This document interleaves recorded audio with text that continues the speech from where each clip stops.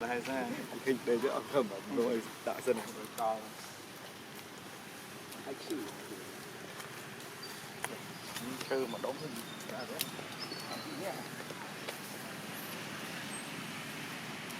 nhá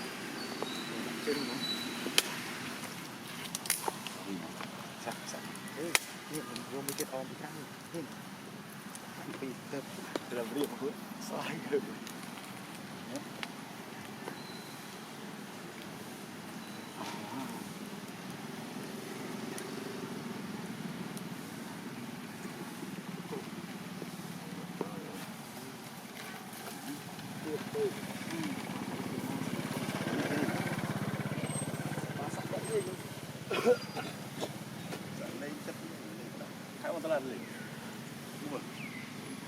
chắc đó trôi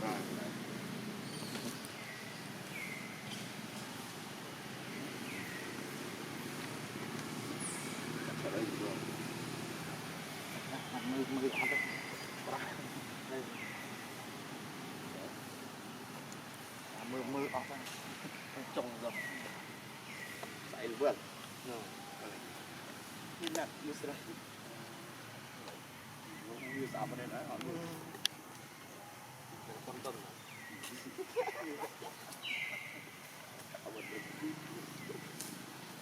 hàng cái bé em thằng spa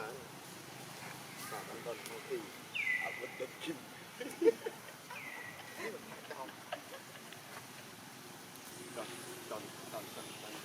mà vì nó sắp tay thì to xin đi